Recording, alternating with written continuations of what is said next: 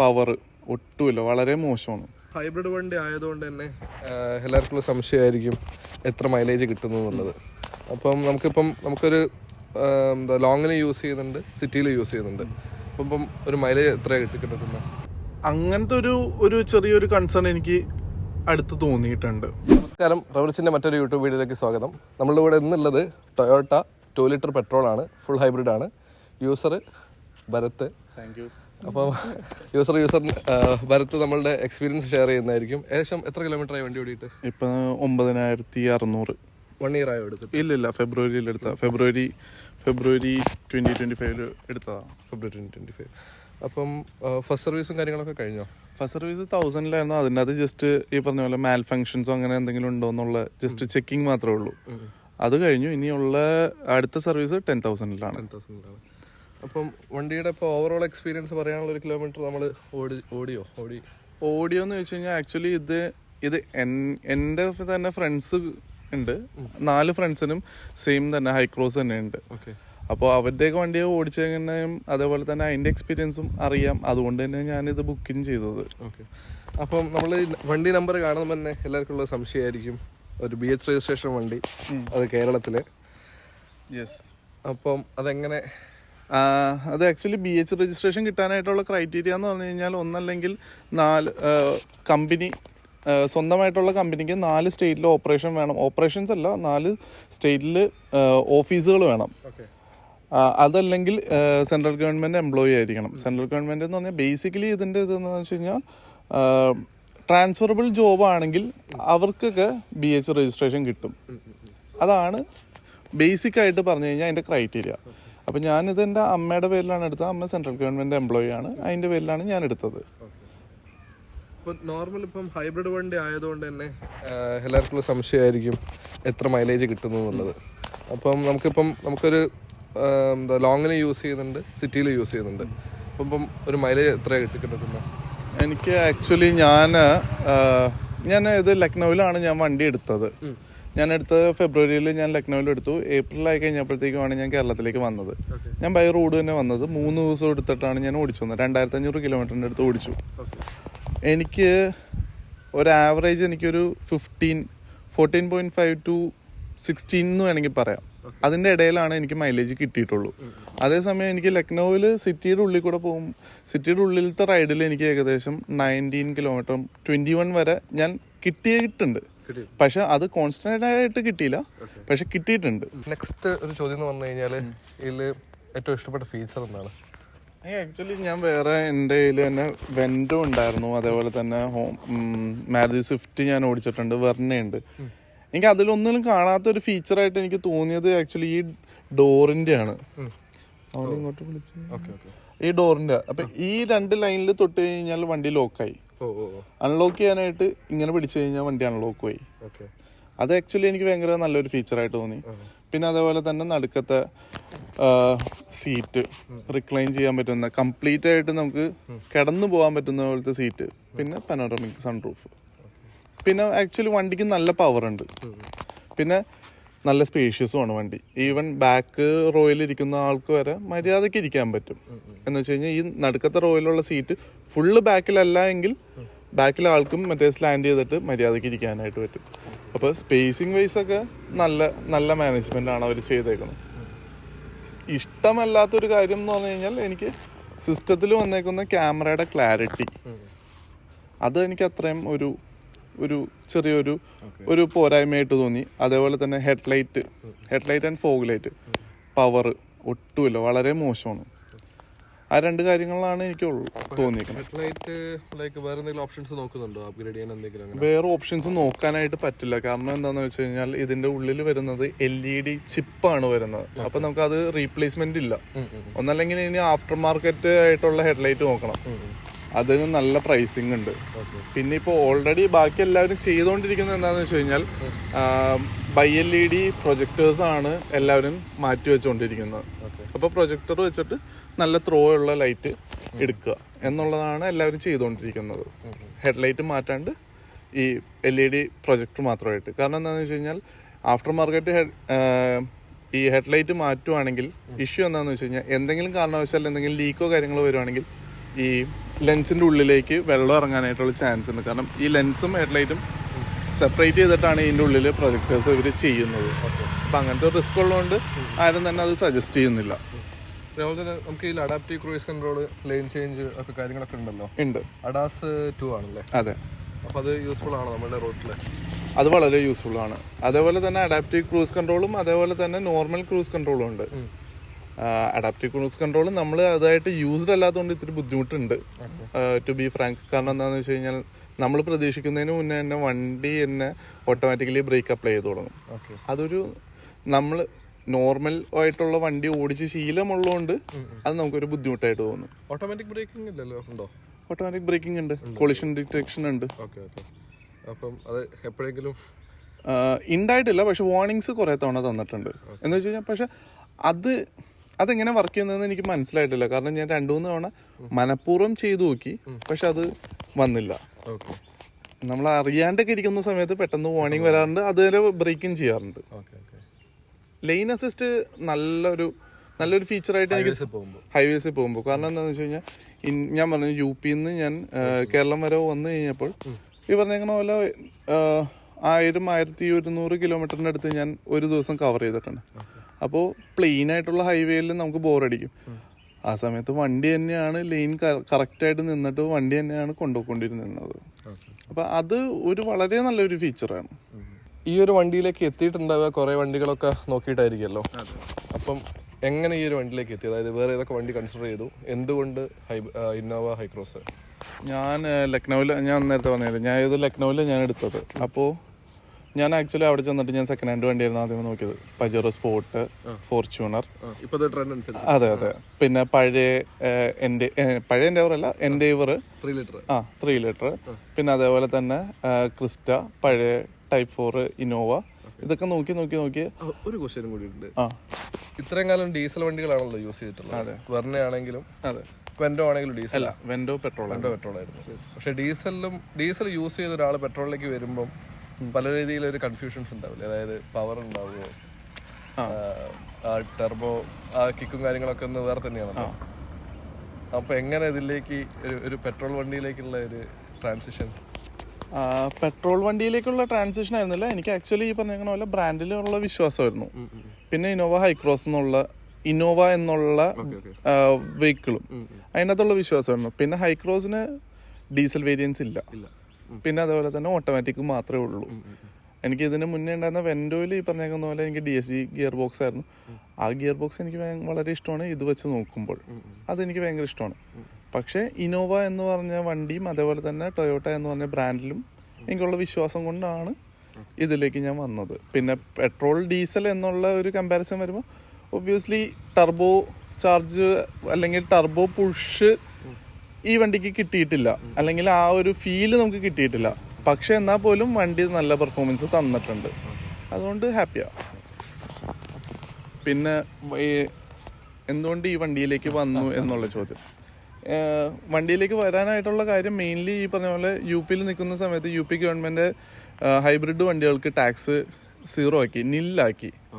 അപ്പോൾ ഹൈബ്രിഡ് വണ്ടി എടുത്തു കഴിഞ്ഞാൽ വളരെ ലാഭകരമാണല്ലോ. പിന്നെ അതുകൂടാണ്ട് ഇന്നോവ തന്നെയായിരുന്നു നേരത്തെ തുടങ്ങി നോക്കിക്കൊണ്ടിരുന്ന വണ്ടി. അപ്പോൾ ഇന്നോവ എന്നുള്ള ഓപ്ഷൻ തന്നെയായിരുന്നു നേരത്തെ തുടങ്ങിയത്. പിന്നെ അതിൻ്റെ ഇടയിൽ ഒരു മാറി ചിന്തിച്ചത് എന്താണെന്ന് വെച്ച് കഴിഞ്ഞാൽ മാരുതിയുടെ ഇൻവിക്ടോ ചിന്തിച്ചിരുന്നു.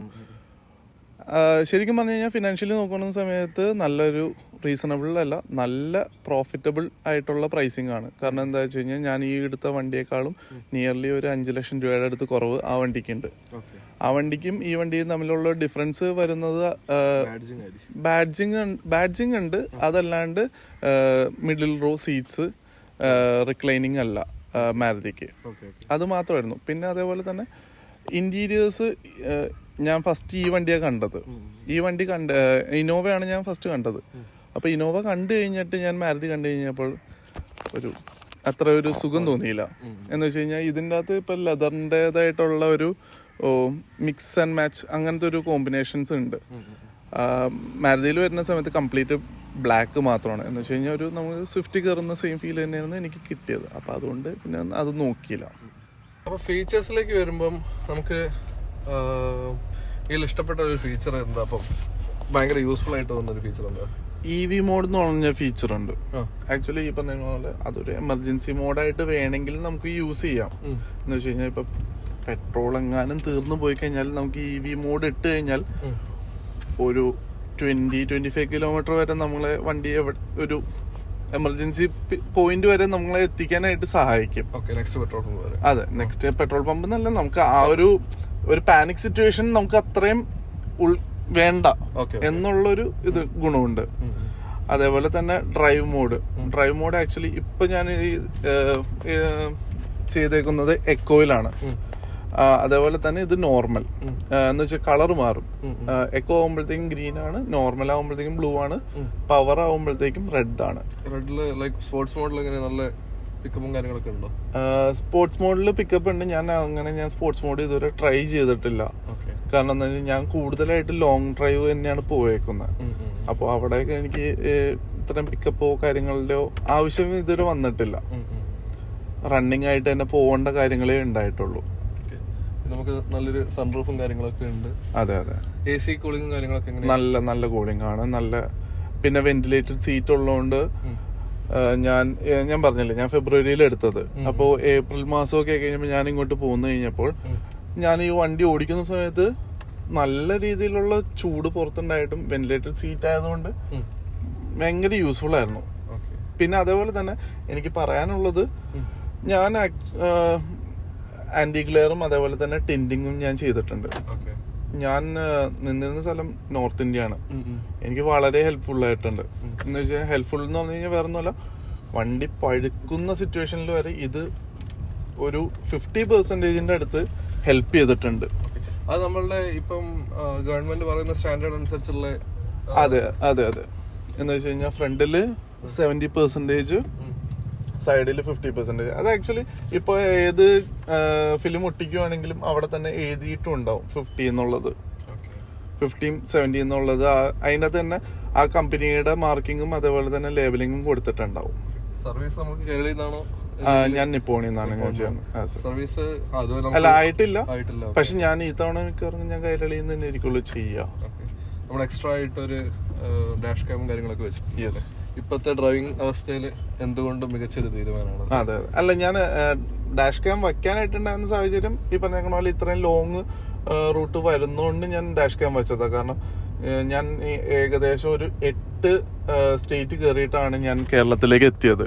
അപ്പൊ 8 സ്റ്റേറ്റ് കയറുന്ന സമയത്ത് എന്തൊക്കെ ഉണ്ടാകാം, അല്ലെങ്കിൽ ഒരു എന്തെങ്കിലും ഉണ്ടാവുകയാണെങ്കിൽ അതിന്റെ ഒരു പ്രൂഫ് വേണം എന്ന് വിചാരിച്ചിട്ട് ഞാൻ ഡാഷ് ക്യാം വെച്ചതാണ്.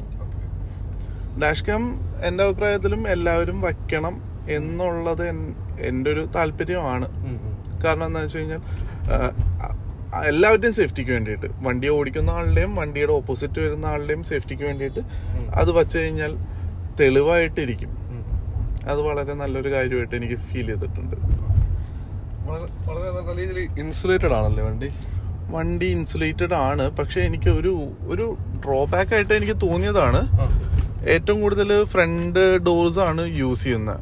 അപ്പൊ ഫ്രണ്ട് ഡോർ യൂസ് ചെയ്യുന്ന സമയത്ത് ഇപ്പോ ഇത്ര നാളായിട്ടുള്ളൂ ഞാൻ വണ്ടി എടുത്തിട്ട്, അപ്പൊ ഡോറ് ഒരു വലിച്ചടയ്ക്കുന്ന രീതിയിലേക്ക് എത്തി. അതേസമയം ബാക്കിലത്തെ ഡോർ ഇപ്പോഴും ഒരു സ്റ്റിഫ്നെസ് ഉണ്ട്. അപ്പൊ അങ്ങനത്തെ ഒരു ചെറിയൊരു കൺസേൺ എനിക്ക് അടുത്ത് തോന്നിയിട്ടുണ്ട്. മെറ്റലിന്റെ ക്വാളിറ്റി ആണോ ഉദ്ദേശിച്ചത്? മെറ്റലിനല്ല, ഈ നമ്മൾ അടയ്ക്കുമ്പോഴത്തേക്ക് ഒരു സൗണ്ട് ഉണ്ടാവില്ലേ, ഇത് ഒരു പാട്ടടയ്ക്കണ പോലത്തെ ഒരു സൗണ്ട് തോന്നുന്നു. പക്ഷെ ഈ പറഞ്ഞ പോലെ ബാക്ക് ഡോറിന് അതില്ല. അപ്പൊ അതുകൊണ്ടാണ് ഞാൻ പറഞ്ഞത് ഏറ്റവും കൂടുതൽ യൂസ് ചെയ്യുന്നത് ഫ്രണ്ട് ഡോർ ആണല്ലോ. അപ്പൊ അതുകൊണ്ടായിരിക്കാം. പക്ഷെ അത് ഉണ്ടാവാണ്ടിരിക്കുന്നതാണല്ലോ വേണ്ടത്. യെസ്. പിന്നെ ഉള്ളത് ഈ ഓഡിയോ ഫീച്ചേഴ്സ് ആണ് ഉള്ളത്. ഓഡിയോ ഫീച്ചേഴ്സിൽ വരുന്നത് ആൻഡ്രോയിഡ് ഓട്ടോ ആണെങ്കിൽ വയേർഡ് ആയിട്ടാണ് വരുന്നത്, വയർലെസ് ഇല്ല. അതേസമയം ആപ്പിൾ കാർപ്ലേ ആണെങ്കിൽ വയർലെസ്സും ഉണ്ട്. അത് അവരൊന്ന് വയർലെസ് ആയിട്ട് ചെയ്തിരുന്നെങ്കിൽ അത് നന്നായിരുന്നു എന്ന് തോന്നിയിരുന്നു. അതെ, സ്പെൻഡ് ചെയ്തിട്ട് ആ ഒരു ഫീച്ചർ തന്നിരുന്നെങ്കിൽ വളരെ നന്നായിരുന്നു എന്ന് തോന്നിയിട്ടുണ്ട്. കൂടുതലും വണ്ടി അതെ ബാക്ക് സീറ്റ് കംഫർട്ട് എങ്ങനെയാണ്? ഞാൻ കൂടുതൽ ഡ്രൈവ് ചെയ്തിട്ടുള്ളൂ. പക്ഷെ എന്റെ അച്ഛൻ ആക്ച്വലി ബാക്ക് സീറ്റ് പാസഞ്ചർ ആണ്. അച്ഛൻ ആക്ച്വലി ഭയങ്കര കംഫർട്ടബിൾ ആണ്, ഭയങ്കര ഹാപ്പിയാണ്. പിന്നെ എനിക്ക് ഇവിടെ അത് കൂടാണ്ട് എനിക്ക് പറയാനായിട്ടുള്ളത് ബൂട്ട് നമുക്ക് ഇവിടെ അൺലോക്ക് ചെയ്ത് കഴിഞ്ഞാൽ നമുക്ക് ഇവിടെ ഓപ്പൺ ചെയ്യാനായിട്ടുള്ള ഒരു സ്വിച്ച് ഉണ്ട്. അത് വളരെ നല്ലൊരു കാര്യമായിട്ട് എനിക്ക് തോന്നി. അത് വളരെ നല്ല കാര്യം എന്താന്ന് വെച്ച് കഴിഞ്ഞാൽ വേറെ ഒന്നുമല്ല, നമുക്കിപ്പോ വണ്ടിയിൽ നിന്ന് ഇറങ്ങണ്ടാത്ത സാഹചര്യങ്ങളിൽ നമുക്ക് ഇറങ്ങണ്ട, നമുക്ക് ഇവിടെ തന്നെ ബൂട്ട് ഓപ്പൺ ചെയ്തിട്ട് നമുക്ക് ക്ലോസും ചെയ്യാം. അതെ, അഡ്ജസ്റ്റഡ് ആണ്. പക്ഷെ അതിന്റെ തന്നെ ഒരു ഡ്രോബാക്ക് എന്താന്ന് വെച്ച് കഴിഞ്ഞാൽ ഡോറിന് അടയണ്ട എന്ന് തോന്നി, ബൂട്ടിന് അടയണ്ട എന്ന് തോന്നിയിട്ടുണ്ടെങ്കിൽ ബൂട്ട് അതേപോലെ തന്നെ നിൽക്കും. മാനുവലി ഒന്നും ചെയ്യാൻ പറ്റില്ല. അതെ അതെ. ബൂട്ട് സ്പേസ് നമുക്ക് ഈ എക്സ്റ്റേണൽ ബാറ്ററി, അതായത് ഈ ഇലക്ട്രിക് ബാറ്ററി വരുന്നതിനെ കൊണ്ട് അത് കോംപ്രമൈസ് ആവുന്നുണ്ടോ? ഇല്ല, ബാറ്ററി വരുന്നത് ഫ്രണ്ട് സീറ്റിലാണ് വരുന്നത്, കോ പാസഞ്ചർ സീറ്റിലാണ് വരുന്നത്. കോ പാസഞ്ചർ സീറ്റിന്റെ അവിടെ ആയിട്ടാണ് വരുന്നത്. ബാറ്ററി ഉള്ളതിന്റെ പേരിൽ ഈ പറഞ്ഞ പോലെ എവിടെയും സ്പേസ് നഷ്ടപ്പെടുന്നോ അങ്ങനത്തെ കാര്യങ്ങളൊന്നും തന്നെ ഇല്ല. ഏറ്റവും ബാക്കിലെ സീറ്റിലോ തേർഡ് റോ എനിക്ക് ഭയങ്കര കംഫർട്ടബിൾ ആയിട്ട് തോന്നി. ഞാൻ ആക്ച്വലി ഒരു 5 അടി 8 ഇഞ്ച് ഹൈറ്റ് ഉള്ള ഒരാളാണ്. മിഡിൽ റോ കംപ്ലീറ്റ് ആയിട്ട് ബാക്കിലേക്ക് ആക്കിയിട്ടില്ല എങ്കിൽ ആ ബാക്ക് റോയിൽ കംഫർട്ടബിൾ ആയിട്ട് തന്നെ ഇരിക്കാം. കംഫർട്ടബിൾ എന്ന് പറഞ്ഞു കഴിഞ്ഞാൽ നമുക്ക് സ്ലാൻഡിങ് പൊസിഷൻ എന്ന് വെച്ച് കഴിഞ്ഞാൽ സ്ലാൻഡിങ് ചെയ്യാൻ പറ്റും അതിന്റെ സീറ്റ്. അപ്പൊ നമുക്ക് വളരെ കംഫർട്ടബിൾ ആയിട്ട് തന്നെ ഇരിക്കാം. ഒരു പാസഞ്ചർ, കംപ്ലീറ്റ്ലി ഒരു പാസഞ്ചർ വെഹിക്കിൾ ആണ്. അപ്പം ഇത് എടുക്കാൻ പോകുന്ന അല്ലെങ്കിൽ ഇതിപ്പോ വേറൊരാൾക്ക് സജസ്റ്റ് ചെയ്യോ ഈ വണ്ടി? ഉറപ്പായിട്ടും ഞാൻ സജസ്റ്റ് ചെയ്യും. പക്ഷെ ഞാൻ അതുപോലെ തന്നെ പറയും, ഇപ്പോൾ ഇതിന്റെ പ്രൈസിങ് എന്ന് പറഞ്ഞു കഴിഞ്ഞാൽ കേരളത്തിൽ വരുമ്പോഴത്തേക്കും 42. പക്ഷെ അങ്ങനെ നോക്കുവാണെങ്കിൽ നിങ്ങൾക്ക് വേണമെങ്കിൽ ഒന്ന് ഇൻവിക്ടോയും കൂടെ കൺസിഡർ ചെയ്ത് നോക്കാം. എന്ന് വെച്ച് കഴിഞ്ഞാൽ സെയിം എല്ലാ കാര്യങ്ങളും സെയിം ആണ്. ഒറ്റ കാര്യം എന്താണെന്ന് വെച്ച് കഴിഞ്ഞാൽ ഈ മിഡിൽ റോ സീറ്റ് മാത്രമാണ്. അപ്പോൾ അങ്ങനെ കൺസിഡർ ചെയ്യാൻ പറ്റുമെങ്കിൽ നിങ്ങൾ കൺസിഡർ ചെയ്ത് നോക്കിയിട്ടുണ്ടെങ്കിൽ ഫിനാൻഷ്യലി നല്ലതാണ്. പക്ഷെ ഞാൻ പറഞ്ഞില്ലേ, ഞാൻ അങ്ങനെ കൺസിഡർ ചെയ്യാണ്ട് ഞാൻ ടൊയോട്ട എടുത്തതിന്റെ കാര്യം, എനിക്ക് ടൊയോട്ട എന്ന് പറഞ്ഞു കഴിഞ്ഞാൽ ബ്രാൻഡ് വാല്യൂവിലുള്ള വിശ്വാസമാണ്. രണ്ടാമത്തെ കാര്യം, ഇന്റീരിയറിൽ എനിക്ക് കിട്ടിയ ആ ഒരു എസ്തെറ്റിക്സിന്റെ ആ ഒരു ഭംഗി എനിക്ക് തോന്നി. എന്ന് വെച്ച് കഴിഞ്ഞാൽ ഈ വണ്ടി കണ്ടു കഴിഞ്ഞിട്ട് ഇൻവിക്ടോ കണ്ടു കഴിഞ്ഞാൽ വളരെ അത്രയും ഒരു സുഖം തോന്നൂല. ഞാൻ തന്നെ നേരത്തെ പറഞ്ഞില്ലേ, മറ്റേ ഇൻവിക്ടോയും അതേപോലെ തന്നെ ഹൈക്രോസും തമ്മിൽ ഒന്ന് കൺസിഡർ ചെയ്യണമെന്ന്. അതിനകത്ത് ഹൈക്രോസിൽ വരുന്ന ഒരു ആഡഡ് അഡ്വാൻറ്റേജ് അല്ല, ഒരു ഫീച്ചറായിട്ട് കൊടുത്തേക്കുന്ന സ്പീക്കേഴ്സ് എല്ലാം തന്നെ JBLന്റെ സ്പീക്കേഴ്സ് ആണ്. മാരുതിയില് നോർമൽ അവരുടെ തന്നെ സ്പീക്കേഴ്സ് ആണ് കൊടുത്തേക്കുന്നത്. അപ്പോൾ അതൊരു ഡിഫറൻസ് ആണ്. ഒരു ഓഡിയോ ലവർ അല്ലെങ്കിൽ ഒരു പാട്ട് ഇഷ്ടപ്പെടുന്ന ഒരാളാണെങ്കിൽ ഡെഫിനറ്റ്ലി JBL എന്ന് പറയുന്ന ഒരു ഓഡിയോ കമ്പനി എത്രത്തോളം നല്ല ഔട്ട്പുട്ട് തരും എന്നുള്ളത് എല്ലാവർക്കും അറിയാമല്ലോ. അതാണ് ഒരു ഡിഫറൻസ് എന്ന് വെച്ച് കഴിഞ്ഞാൽ ഇൻവിക്ടോയും. One of the difference JBL സ്പീക്കേഴ്സും, രണ്ടാമത്തത് സീറ്റ്, മൂന്നാമത്തത് ആക്ച്വലി പറഞ്ഞു കഴിഞ്ഞാൽ ഈ ഇന്റീരിയറിൽ വന്നേക്കുന്ന ഈ ചേഞ്ചസ് ആണ് മൂന്നാമത്തെ ഒരു കാര്യം. കാരണം എല്ലാം ഒറ്റ കളറാണ് ഇൻവിക്ടോന്. ഇവിടെ ഒരു ഡ്യുവൽ ടോൺ കൊടുത്തിട്ടുണ്ട്. ഇത്രയാണ് എനിക്ക് തോന്നിയിട്ടുള്ളത്. ഹൈക്രോസിന് തന്നെ 2 ക്രൂസ് കൺട്രോൾ മോഡ്സ് ഉണ്ട്. ഒന്നെന്ന് പറയുന്നത് അഡാപ്റ്റീവ് ക്രൂസ് കൺട്രോൾ ആണ്. എന്ന് വെച്ച് കഴിഞ്ഞാൽ നമ്മൾ വണ്ടി തന്നെയായിരിക്കും ബ്രേക്കിങ്ങും അതേപോലെ തന്നെ സ്പീഡ് നമുക്ക് സെറ്റ് ചെയ്യാൻ പറ്റും. പക്ഷെ ഫ്രണ്ടിൽ പോകുന്ന വെഹിക്കിളിന്റെ ഡിസ്റ്റൻസ് വെച്ചിട്ട് വണ്ടി തന്നെ ബ്രേക്ക് ചെയ്യാൻ തുടങ്ങും, ഹൈക്രോസ് തന്നെ ബ്രേക്ക് ചെയ്യാൻ തുടങ്ങും. അതേപോലെ തന്നെ അടുത്ത ക്രൂസ് കൺട്രോൾ മോഡാണ് ക്രൂസ് കൺട്രോൾ മോഡ് എന്ന് പറഞ്ഞിട്ടുള്ളത്. നോർമൽ എന്ന് വെച്ച് കഴിഞ്ഞാൽ നമുക്ക് ഒരു സ്പീഡ് സെറ്റ് ചെയ്ത് കഴിഞ്ഞാൽ നമ്മൾ എപ്പോഴാണോ ബ്രേക്ക് അപ്ലൈ ചെയ്യുന്നത് അപ്പോൾ ആ ക്രൂസ് കൺട്രോൾ കട്ടായി പോകും. നെഗറ്റീവ് സൈഡ് നമ്മൾ പറഞ്ഞതൊന്ന് ലൈറ്റ് തീരെ കുറവാണെന്നുള്ളത്. ലൈറ്റ് തീരെ കുറവാണ് വളരെ. എന്ന് വെച്ച് കഴിഞ്ഞാൽ അത് ഭയങ്കര വലിയ ഡ്രോബാക്ക് ആണ്. എന്ന് വെച്ച് കഴിഞ്ഞാൽ അത് ഹൈവേ കൂടെ പോകുന്ന സമയത്ത് നമുക്ക് ഭയങ്കരമായിട്ട് അഫക്റ്റഡ് ആവും. ഓക്കെ, അടുത്ത വേറെ എന്തെങ്കിലും ഒരു യൂസ്ഫുൾ ആയിട്ട് ഫീച്ചർ, ലൈക്ക് ഒരു ഫീച്ചർ ഒരു നോർമലി ഇപ്പോ വരുന്ന എല്ലാ കാർസിലും ഉള്ള ഒരു ഫീച്ചറാണ് വയർലെസ് ചാർജിങ് എന്ന് പറഞ്ഞാൽ. അത് ഹൈക്രോസിൽ ഒരു ആക്സസറി ആയിട്ടാണ് കൊടുക്കുന്നത്. അതെനിക്ക് അത്രയും ഒരു വാലിഡ് ആയിട്ട് തോന്നിയില്ല. കാരണം എനിക്ക് തോന്നുന്നു, ഞാൻ ഷുവർ അല്ല, ഹൈ റൈഡറിൽ വയർലെസ് ചാർജിങ് ഉണ്ടെന്നാണ് എൻ്റെ ഒരു വിശ്വാസം. ഷുവർ അല്ല, പക്ഷെ എനിക്കൊരു സംശയം. അതേപോലെ തന്നെ ഹൈ റൈഡറിൽ ആക്ച്വലി ഗ്ലാസസ് ടിൻഡഡ് ആണ്, കളേർഡ് ഗ്ലാസസ് ആണ്. പക്ഷെ ഇന്നോവയില് ഹൈക്രോസിൽ വരുന്ന സമയത്ത് പ്ലെയിൻ ഗ്ലാസ് ആണ്.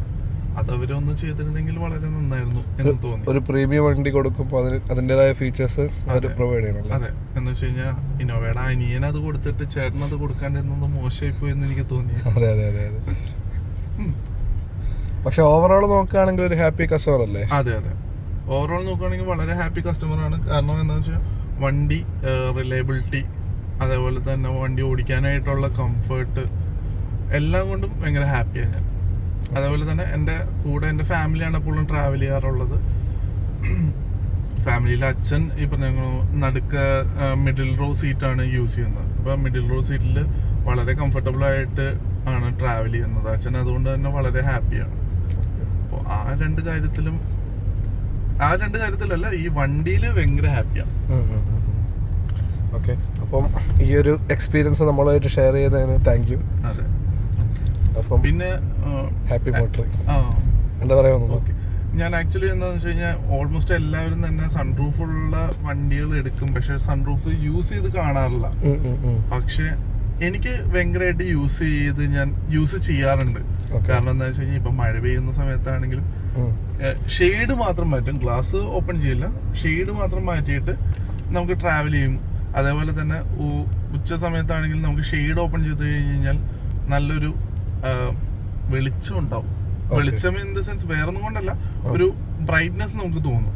അതെനിക്ക് വളരെ ഒരു നല്ല കാര്യമായിട്ട് എനിക്ക് പേഴ്സണലി എനിക്കത് ഫീൽ ചെയ്തിട്ടുണ്ട്. എന്ന് വെച്ച് കഴിഞ്ഞാൽ സാധാരണ ആരും തന്നെ സൺറൂഫ് ഓപ്പൺ ചെയ്ത് ഞാൻ കണ്ടിട്ടില്ല. അപ്പോൾ ഈ ഒരു വീഡിയോ എല്ലാവർക്കും ഇഷ്ടമായെന്ന് കരുതുന്നു. അപ്പോൾ നമ്മളുടെ ചാനൽ ഷെയർ ചെയ്യുക, ലൈക്ക് ചെയ്യുക, സബ്സ്ക്രൈബ് ചെയ്യുക.